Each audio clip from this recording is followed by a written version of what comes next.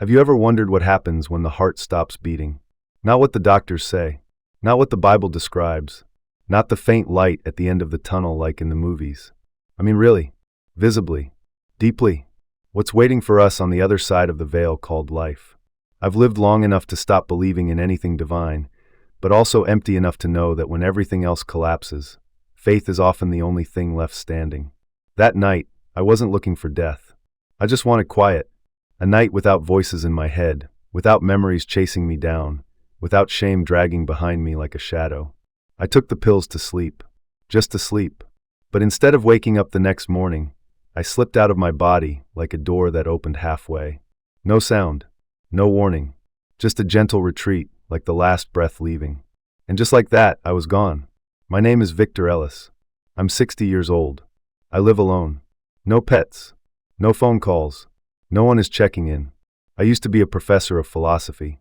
Used to believe I understood the meaning of life. I wrote books, gave lectures, and quoted Plato and Kierkegaard like some talking encyclopedia. I had a wife, a daughter, a home that looked like happiness from the outside. But I lost it all. Not because of war, not because of tragedy, but because I didn't know how to listen.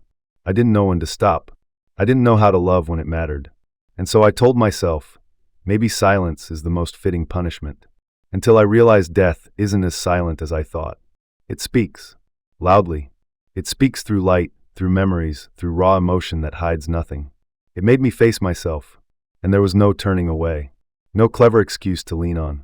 I was no longer Victor, the well-read scholar. I was just a bare soul standing in front of his own life. Are you still here? Because what I'm about to share isn't really about death. It's about the way I was given a chance to live again, but this time to live it right. What comes next will open the first door, where the darkness isn't as frightening as you think. It's where everything starts, telling the truth. Are you ready? Some deaths happen while we're still breathing. And that's how I died long before that fateful night. No one noticed. No one wept. Because people mourn the departed, not the walking shell left behind, not the rusted heart that no longer beats for anything real. I used to be a philosophy lecturer at a small college. No fame, no awards. But it was enough to have a row of students listening intently as I spoke about Sartre, about Camus, about being and absurdity.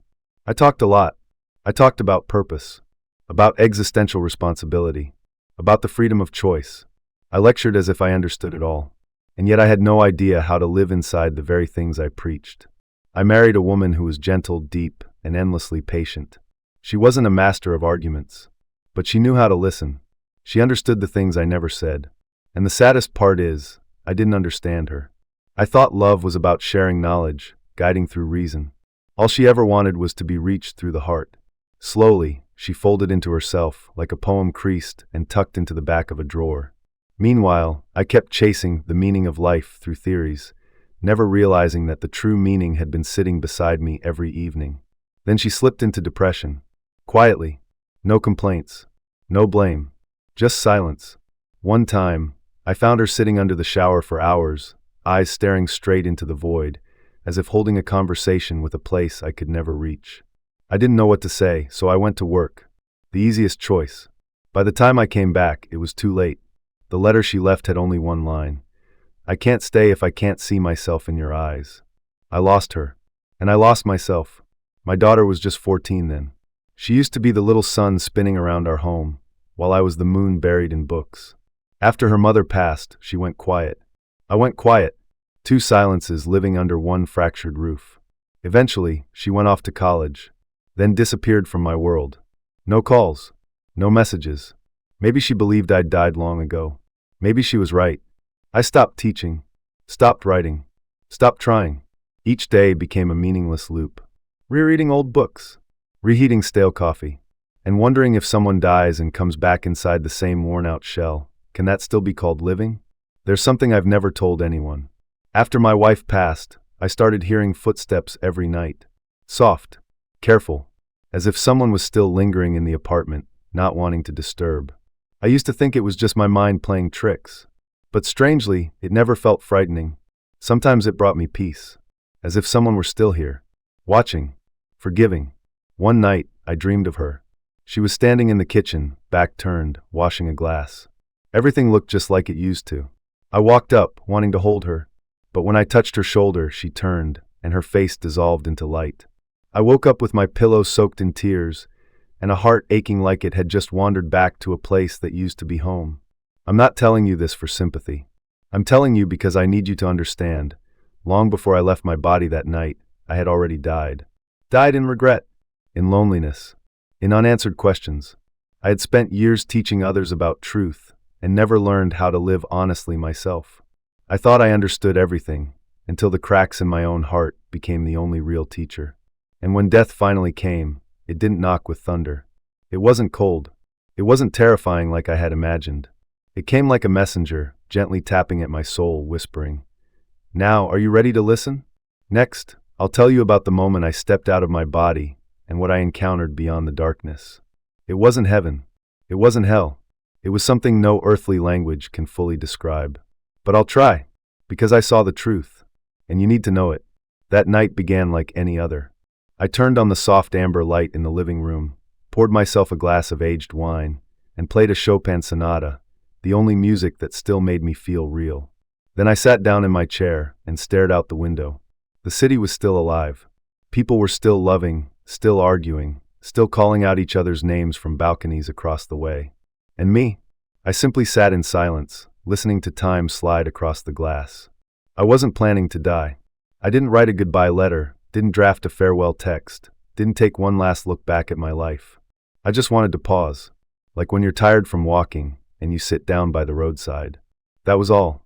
One sleeping pill, then another, a small glass of wine, then just a little more. Not much, not reckless. I still believed I had control, like always, but this time was different. My chest began to tighten, as if invisible hands were pulling a string around it, winding it tighter with each breath. My heartbeat slowed, then sped up, then lost rhythm like a piano wire snapping mid-song. I tried to stand, but my legs gave out like wet clay. The room spun, the lights smeared into long rivers of color floating in space. I collapsed before I could utter a word. And then the breathing stopped. No pain, no panic, just nothing. Absolute silence. And then darkness fell. Not the kind of darkness that comes when you turn off the light, but a dense, weighty blackness so thick it felt like it could press into you. It wasn't just empty. It was alive. And within it, I drifted. I don't know how long I floated. There was no time there. No ticking, no counting, no measuring. Just me and the infinite. I had no body. No arms, no legs, no heartbeat to listen for. But I knew I existed. Consciousness didn't vanish. It had separated from my flesh like a thin, weightless version of myself, drifting like a leaf just released from its branch.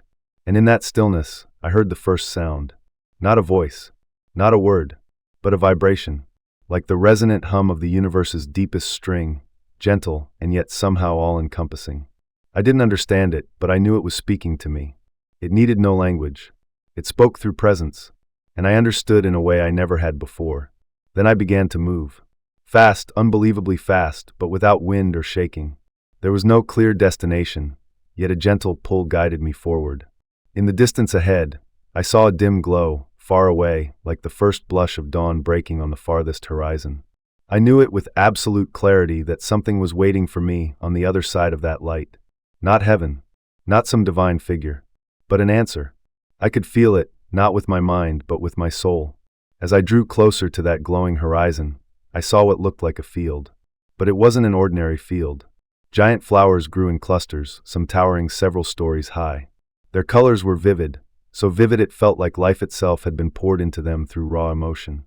And they communicated with me, not through words, but through feeling, through memory, through a strange connection that pierced so deeply, I broke down in tears the moment I heard them. I had never felt love like that. I understood none of those flowers were judging me. Not a single one asked why I had given up. They simply knew me. They knew who I had been. They knew who I had hurt. They knew what I regretted. And somehow they said, "We've been waiting for you. For a very long time." You might think I was hallucinating. I used to think the same when I heard stories like this. But when you go through it, when you find yourself on the other side, you realize the afterlife isn't anything like what you imagined. It's not like a prayer. It's not like a sermon. It's like coming home. In the next part, I'll tell you about my encounter with the being of light, the presence that shattered everything I thought I knew, revealing that all I had learned was just the outer edge of truth. And what I saw changed forever the way I see life. I thought I would keep drifting forever in that soft, glowing light, like someone lost inside a beautiful dream that never ends. But as I approached the center of the light, I felt something shift. Not in space, but within myself. As if I were no longer the one moving forward, but rather, the space itself was unfolding to receive me. A familiar feeling. Have you ever walked into a place you've never seen before, yet felt like you've been there all along? Not because of memory, but because your soul recognizes it. That's what it felt like when I encountered the light. It had no form. Not an angel with wings. Not an old man with a white beard. Just a radiant presence so pure that every shadow inside me revealed itself without needing to be peeled away. I didn't hear a voice, but I knew I was being asked something. Not with words, but with awareness. Do you know where you are? I didn't answer. I couldn't, because the question wasn't meant to be answered. It was meant to make me face myself. This wasn't heaven, and it wasn't judgment. This was the place where truth exists raw and unfiltered. No pretending, no hiding, no excuses. Every piece of my life unfolded before me like a slow-motion film. But it wasn't just images. I felt the emotions of those I had hurt. The pain, the disappointment, the loneliness. It all flowed into me. No one was punishing me. I was simply being shown myself through the eyes of others. I saw my wife, in those final days, sitting alone at the kitchen table, quietly twisting her wedding ring. No tears, no blame, just silence. I saw myself walk past her, briefcase in hand, asking mechanically, "You okay?" She nodded. I left. Back then, I thought I'd done my part. Now I understand that sometimes the question, "Are you okay?"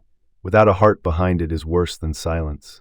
I saw my daughter, 16 years old, standing outside my study door, hesitating to knock, wanting to ask me something, then turning away. The second time, the third, and finally the last. I never knew that happened. Each memory was like an arm reaching out from within me, asking to be acknowledged, to be held. I couldn't run. I couldn't pretend to forget. I had only one choice left, to face it. The light did not condemn. It waited, like a father, not angry, but unwilling to let his child keep hiding. Why did you live without ever feeling alive? The question caught in my throat, because I didn't have an answer. Or rather, I did. I just never dared to admit it. I was afraid. Afraid that opening my heart would lead to pain. Afraid that love would be rejected. Afraid that remembering what I had lost would make the wound bleed again. So I chose intellect. I chose knowledge. I chose to explain instead of to listen. I chose a life that was correct, but not true. The light didn't speak with words, but I understood. You are not being judged. You're being given a chance to understand. And when I finally understood, something unexpected happened. I was led to a place I have no name for. It wasn't a location. It felt more like a deeper layer of reality, the innermost chamber of my soul. And there I saw a river. But it wasn't made of water. It was made of memories, of emotions, of fragments of time swirling like waves. I knelt beside it, and the river spoke. These are the things you've never forgiven. I flinched. I thought I had been angry at my wife for leaving. Angry at my daughter for going silent. Angry at life for taking away what I loved. But no, I was angry at myself. I had never forgiven myself. For not knowing how to love. For letting the one I loved most slowly sink into silence without ever noticing. For living without being awake. And then, I saw a hand reaching out from the light. Not to grab me. Just open. An invitation. Do you want to go back? I broke down. In my entire life, I had never cried in front of anyone. Never allowed myself to collapse. But here, I bowed my head and dissolved, like salt melting into water, small, exposed, and yet for the first time, fully myself.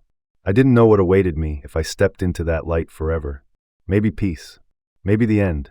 But I didn't choose it. I whispered not with words, but with my soul. Give me one more chance to live. But this time, to live truthfully. In the next part, I'll tell you why I came back, how I woke up in the cold white stillness of an ICU room and began living a completely different life, where every action, every word, every glance held a meaning I had never seen before. Because this time, I was no longer the old Victor. When I asked to return, I thought it would happen instantly, that I'd wake up, open my eyes, and take a breath. But it didn't. Before life was allowed to enter my body again, the light offered me one last thing. Not a command, not a rule, but a question. Why do you think you're being allowed to go back? I stayed silent. Not because I didn't know, but I was afraid of answering it truthfully. Because the right answer hurt more than any physical wound I had ever endured. It was because I hadn't yet learned how to forgive. Not to forgive others, but to forgive myself. For all the nights I pretended to be busy, so I wouldn't have to meet the sorrow in my wife's eyes. For the times I responded to my daughter with logic instead of love. For every opportunity I'd had to love, to embrace, to say, I'm sorry, that I let slip away as if time would always be on my side. The light didn't judge me, but I felt myself shrinking, ashamed, like a child who's broken something precious and has no idea how to fix it.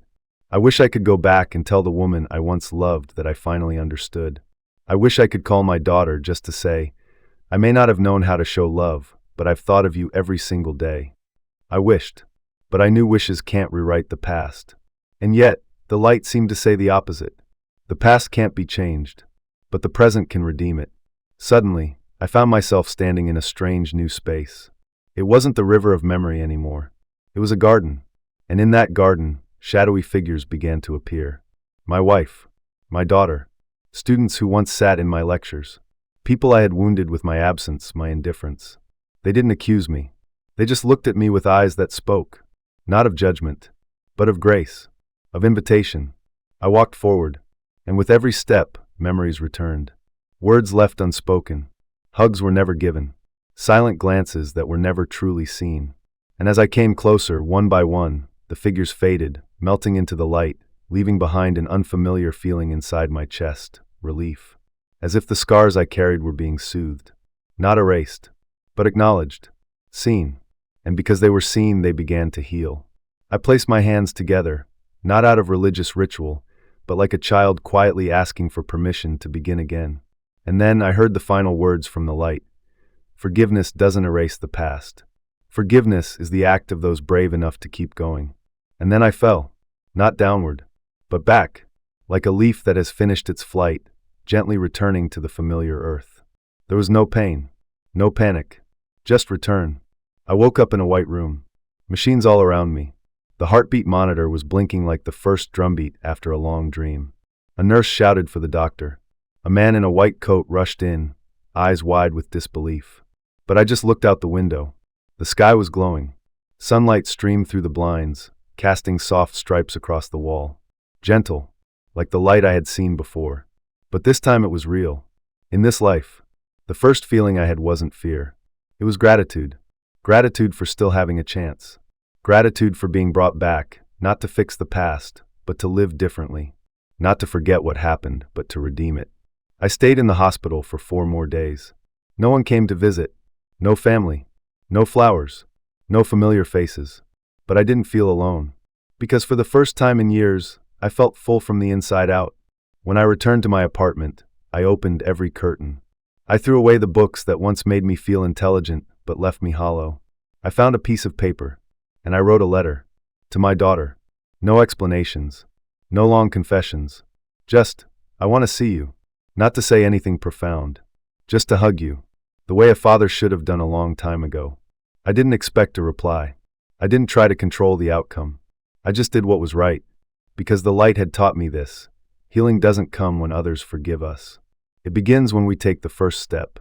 In the next part, I'll tell you how my life began to change, how I started finding the broken pieces again, and why this return wasn't an ending, but the beginning of an entirely new life. A life that feels real. I used to think rebirth was something reserved for scripture or mystical stories. But no, I was reborn, right here, inside my same old body, with a heart beating to a different rhythm. The day I left the hospital, the doctor called it a miracle. You shouldn't be alive, he said, half joking. I smiled. I didn't argue. He was right, I had died. Just not in a way anyone could see. I walked back to my apartment, each step like I was entering life for the very first time. Everything looked the same. The worn-out couch, the gray curtains, the dust-covered bookshelf, the photo of my wife on the table, her eyes gazing off into some distant place. But I was not the same. The world hadn't changed. I had. I no longer wanted to explain life. I wanted to taste it. I no longer wanted to read philosophy. I wanted to write my own, with flesh and tears and moments of quiet that said more than words ever could. On the first day of my return, I stood in front of the mirror for a long time. Not to examine my reflection, but to ask, who is this man? I placed my hand over my heart. It beat, slowly, clearly, loud enough to remind me that I was still here. And if I were here, I had to live like it mattered. The first thing I did was write a letter to my daughter. Not to be forgiven, but because I needed to speak. I needed to be real. The letter was short, just a few lines. I used to think I was right, but the truth is, I was just afraid to love. I'm sorry. If you're willing, I'd like to start over or start wherever you are. I slipped it into an envelope, wrote the address I still knew by heart, added a stamp, and let go of any expectations. Forgiveness isn't waiting for someone to open the door. It's having the courage to knock, even knowing they might never answer. Then I walked to the neighborhood library and signed up to host a free talk called Stillness After the Storm. I didn't introduce myself as a professor. I didn't speak about philosophers. I just told my story. A man who thought he knew everything until he had to die to finally understand what it means to live. Each week, a few more people showed up. A woman fresh out of a divorce. An old man who had just lost his wife. A young man who had once tried to end his life. They didn't come for advice. They came to touch something real.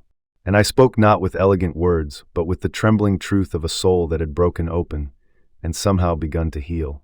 I started planting. On the balcony. Along the windowsill. Even in the little park near my apartment. Flowers.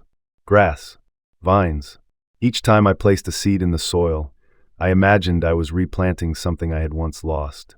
And then one day, when the first flower bloomed, I sat down beside it and whispered, "Thank you for waiting long enough to see me truly alive." In the next part, I'll tell you the most unexpected chapter of all the day. I finally saw my daughter again after all those years apart. Something I never dared to dream. And how a single, quiet hug stitched back together the torn fabric of our long silence. Because some things, once spoken from the heart, will always find their way home. I didn't hear back right away. No message. No call. The letter I'd sent seemed to vanish into a long, quiet silence. But this time I wasn't waiting. I didn't watch the clock. I didn't live in longing. I just kept planting little by little in the new soil of my heart. 3 months later, on a quiet Saturday morning, I was watering the balcony plants when the doorbell rang. Soft. Hesitant. I wasn't expecting anyone, so I answered it without much thought. Standing there was a young woman in a white blouse, her hair neatly tied back, holding a small potted flower in her hands. Her eyes were red from tears. But they were bright. I knew her instantly. Even after all those years. Even though she was no longer the little girl I once comforted with birthday cakes and bedtime stories. She stood there, looking at me for a long moment, then gently lifted the flower pot to her chest. "You used to say flowers can't speak," she said. "But I think if we love them enough, they do." I didn't say a word. I just opened my arms and held her, the daughter who once walked out of my life in silence, now returning with an embrace that said everything words never could. No explanations. No confessions. That hug lasted longer than time itself. It was forgiveness. It was memory healed. It was everything I never believed I deserved to have again. We sat together in the small kitchen. No music. No philosophy. Just two people. Two hearts. And a story that had never been fully told. She asked me about the near-death experience. I told her. But I didn't dwell on the supernatural. I spoke about what was real awakening. I told her I had died once, just to learn how to live.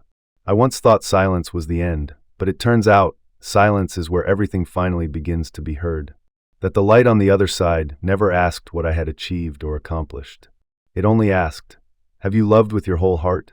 And now I ask you, the one listening to this story, if today were your last day to live, how would you live it? Not rushing, not trying to be right, but being real. Living without masks. Living brave enough to say, "I'm sorry." Gentle enough to embrace your past. Honest enough to let go of what no longer belongs to you. Living as if every single moment were a seed you're planting into eternity. I don't know how many more days I'll be given. But I do know this. Every morning I wake up, I place my hand over my heart and say, "Thank you. I'm still here." And sometimes that alone is a miracle. My story ends here. But yours may be just beginning. Are you ready?